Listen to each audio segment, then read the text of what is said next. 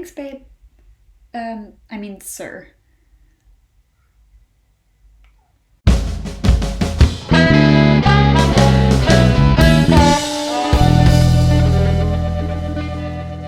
Hello and welcome back to International Yankee English. I post new English videos every Saturday called Study Saturday, and currently I am posting a writing video series on Wednesdays called Writing Wednesday. This video was requested by a fellow YouTuber, a subscriber of mine, and also somebody who I subscribe to. She has a YouTube channel called Being Bailey.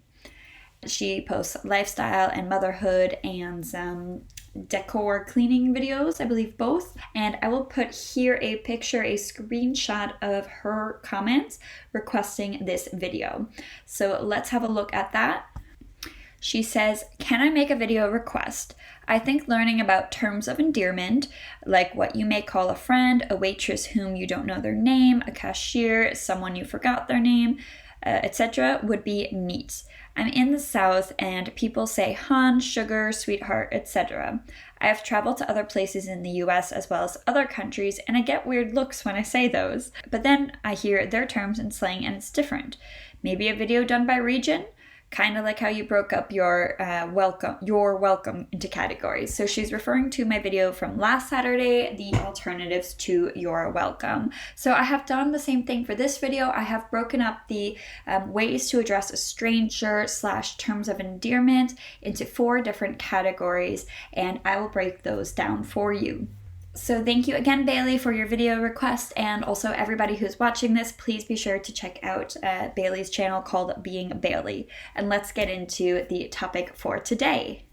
So what we may think is a polite way to speak to somebody or address somebody could be completely misconstrued and interpreted in an impolite way. Intercultural communication is a fickle subject, but even within one's own culture, you will find that there are regional differences as well as personality differences. I'm going to provide some examples for these 4 categories: addressing a stranger, addressing friends, addressing loved ones, and addressing colleagues or other people in a business / work setting. So we will start with that last one I just mentioned, the work setting or speaking to your colleagues. When I worked at an international school a couple of years ago, and I would write messages to my colleagues, the other teachers or educators within the school, I would often start these messages with, "Hi guys," as long as it was not an official document that I was sharing or something that was of extreme importance. If it was just a reminder to sign up for something or something that was not really official, then I would start it as, "Hi guys." So a very nice colleague of mine gently informed me that the director of the school, who was British, did not really take well to that kind of language in the workplace, that he found it too informal. So I refrained from using that, and actually still to this day, I use "dear colleagues." So I found out that the reason that people do not like "hi guys" is that they see it as either too informal or non-inclusive, or even in some cases it can be considered rude. So I definitely try to avoid that now, unless I am sure that the very small handful of people I am sending the email to are comfortable with such a greeting. If I am sending a direct email to a colleague, I always write "dear" and then their first name. If you are sending a business letter to somebody you don't know, one way you could address the person that you are writing an email or letter is "Dear Reader," or if it is a letter of application or a formal complaint or official request, you could write it out to whom it may concern. Be careful with using first names in a workplace setting. While some marketers will tell you that it adds a personal touch and customers appreciate this, it is not welcomed by all customers. They're uneasy with you using their first name, given that they do not know you on a first name basis. So it is best to use Mr. or Mrs. with the last name if you do not know this customer personally yourself, and if they have not requested for you to address them by their first name. Let's move on now to strangers. This is one of the most interesting categories to look at the differences So what do you do if you do not know somebody's first or last name and you need to address them? In most cases, what people would do if they do not know somebody's name and they are a stranger, then they will say sir or ma'am. Another option is miss for a younger female in place of ma'am. In many places, this can be seen as a polite way to speak to somebody and to address them. It is seen as a sign of respect. However, be aware of the fact that some women do not find it respectful to refer to them as ma'am. There are several reasons for this. First of all, if you say ma'am to a younger female, they may feel like you are aging them, or they might simply feel uncomfortable with being referred to as ma'am. For example, I still remember the first time that somebody called me ma'am very, very clearly. I was just 19 years old, so technically an adult, but I also looked much younger for my age. I looked probably about 16 at the time. I was at a Boston market in my home state of Connecticut, and I placed my order at the counter, and I was getting my money out of my wallet, and the cashier, who looked to be about 16 or 17 years old himself, so maybe 2 or 3 years younger than I was at the time, and he said, "Will that be all for you today, ma'am?" And I was just completely taken off guard and confused. Like, did this boy just call me ma'am? I could basically be in really close in age to him and in almost the same grade as him in school. And he's calling me ma'am. And I felt so uncomfortable about it that I still remember that now, over a decade later. Likely he was trained to say this or had some lines that he was supposed to say to customers, and he didn't look at me and think that I looked like some old lady. He just was used to saying ma'am to females and sir to males. But for me at the time, that left me with a really uncomfortable and self-conscious feeling. Why is this boy who's basically my age calling me ma'am? I'm hardly an adult myself. Why would I be called ma'am? On the other end of the spectrum, women who are middle-aged or starting to get older start to feel self-conscious about their age, and when they are constantly referred to as ma'am, they may feel a little bit insecure because it makes them feel older and it makes them aware of their age, and they would rather be referred to as miss or young lady or something other than ma'am, because it reminds them that they are aging and getting older and they feel uncomfortable with that. And lastly, ma'am can also be used in a kind of veiled, sarcastic, or rude manner. You can refer to somebody as ma'am in a way as if you want to speak to somebody that we nowadays call a Karen, which is a rude way to say somebody who basically complains about trivial things. So I would need to ask you to be quiet, ma'am. That could be seen also as almost an insult, and just because of the way that it's been used in recent years. So that was not the original intention behind this, and many people use this word in a respectful way and don't even know that it can be used in a disrespectful way, but it can also be used in a disrespectful way. So you want to be mindful of that. There is no clear-cut regional lines. In general, there are, I would say that ma'am is in the South considered really more of a respect thing, whereas in the North, it can be used as a respect thing, but it can also be used as kind of a thinly veiled insult as well. So it's very difficult because it does not have, there are not straight lines with different states or different regions where it either is or isn't respectful or disrespectful. So it's just something to bear in mind, and tone and context will definitely play a large role into whether people understand what you are trying to say or not. It is not just about the words you use, the vocabulary you use, but the overall demeanor in which you are interacting with the person, the context of the situation, your tone, and your body language as well. Another thing that I have been mindful of, not referring to a woman in a professional setting or in a setting where I don't know the person as a girl. So you don't usually refer to professional men or adult men as boys, but yet you do hear people say girls about young women in the workplace quite often. And the phrase miss, that can be also used for younger girls who are not yet adults. For example, if somebody calls me Miss, I feel a little bit uncomfortable because I have not been a Miss for the last 7 years. I have been married for 7 years now, and I have been a Mrs. for all of that time. So while I don't yet quite feel like a ma'am, even though I have a master's degree that I earned 6 years ago, and I have been married for 7 years, and I've been a mom for 2 years, I don't quite feel like a ma'am yet.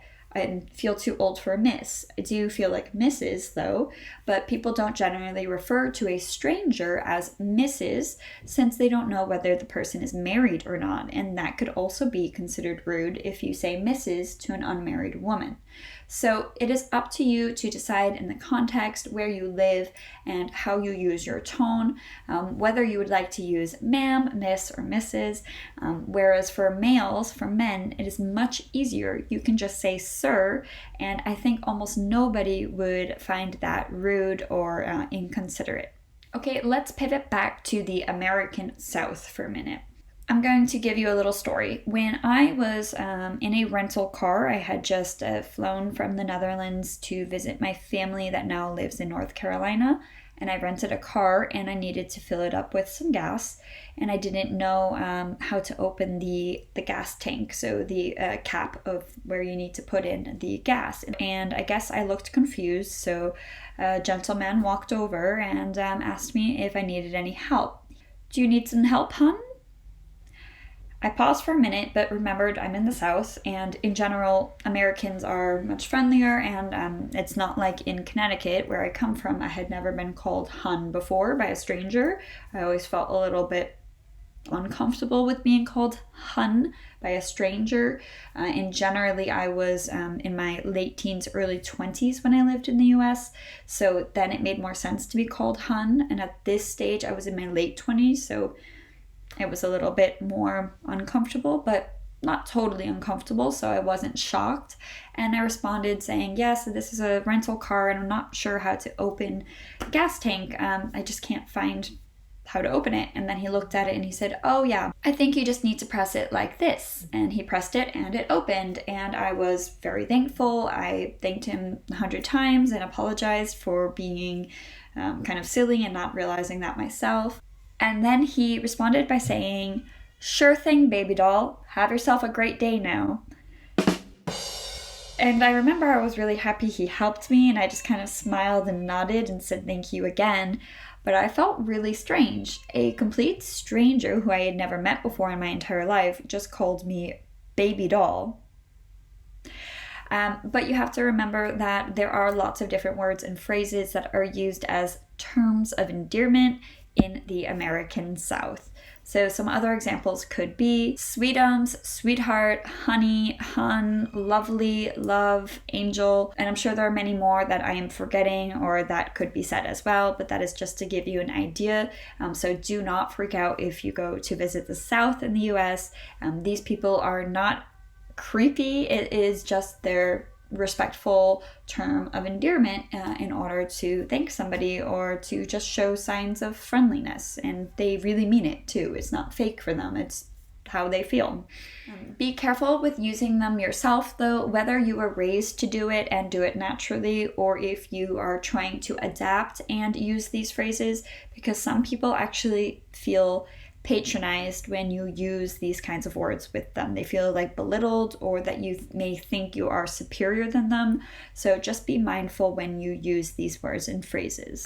For example, I don't take a lot of offense to different cultural ways of being referred to, but I do in a professional setting feel uncomfortable when I am referred to as a girl, because I am a 30-year-old woman, and that is not something that I feel is showing respect. So I am very mindful, as of the last few years, I'm very mindful of not using the word girl to refer to female workers. I either use ladies or women, and I also tend to use gentlemen instead of men, and I definitely never refer to a professional man as a boy.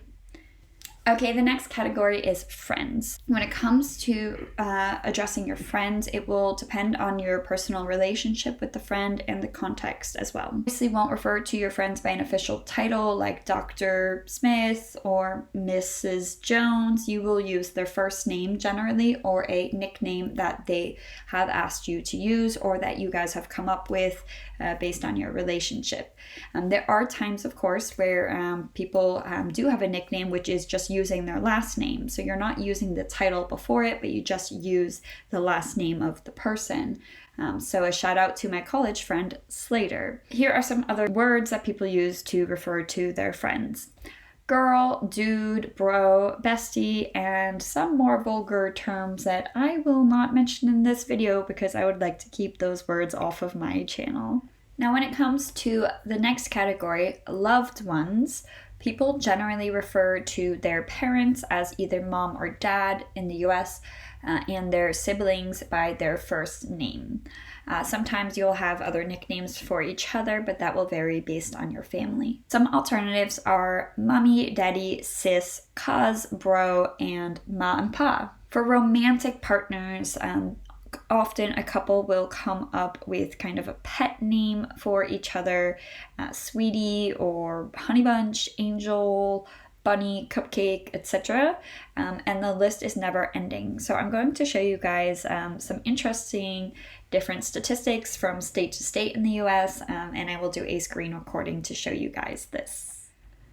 Okay, so you can see the link at the top of the search bar, and I will also put it in the description box for you guys. This is an article called The Most Popular Pet Names for Couples. And this is looking at different states in the United States. And some of it was really not surprising to me at all, whereas other parts were very surprising. So the most popular pet name or nickname for your partner based on percentage of use state by state is shown here. You can see the blue, the majority is babe. And then the pink is the second most popular, and that is honey. We can see it state by state as well, the percentage of couples that use these pet names. And so if you look at it by region, you see the dominating pet name for romantic partners is babe. The most popular is babe or baby, and the second most popular is any different form of hun or honey, and the third most popular is dear or sweetie, sweetheart. Now, if you look at each individual state's second most popular name, you see there is a bit more of a variety, and you can see that dear and the special state of Arizona, love, is added in there in addition to the babe and honey. And I think we see 2 times sweetie as well. And you can look at these statistics, are quite interesting. And then the third most popular, dear, seems to be the third most popular in most states, at least about half of them it seems, except for this one little state here. This state, the only state, the state where I come from, Connecticut. I was actually surprised that not more states use this because it's become more and more popular, and I was surprised that my little state in the Northeast, which is kind of known for being snobby or kind of putting their nose up at other people, use this slang term more than any other state, and that is BAE. And that is an acronym that stands for before all else. So if you look at the statistics here, Connecticut, 13.4% of couples call each other bae, and none of the other states even have a statistic there for that, which is really, really funny. They put here, we see you, Connecticut, and your lone use of bae. I honestly thought bae was way more popular countrywide. I had no idea that it was a Connecticut thing. And lastly, let's look at the different generations. There actually was not too much variation between the generations, surprisingly. So the baby boomers did mostly use honey or honey bunch instead of the babe or baby. It was much lower then. And that jumped up a lot for Gen X with a little bit of everything else. And the millennials really shot up with the babe and baby. But you will see that it's not that far off. It's not like there are crazy terms that have changed so drastically between the 3 generations. So I thought that was pretty interesting. Okay, so that is it for today. I hope you guys enjoyed this. It was a lot longer than I intended, but I just thought all of the different aspects were important and interesting. So if you like these kinds of videos, please give this a thumbs up and let me know in the comments. And I love getting video requests from you guys, so please comment below if you have a certain topic you want me to cover. And I will see you on either Wednesday for Writing Wednesday or next weekend for Study Saturday. Have a great weekend. Bye.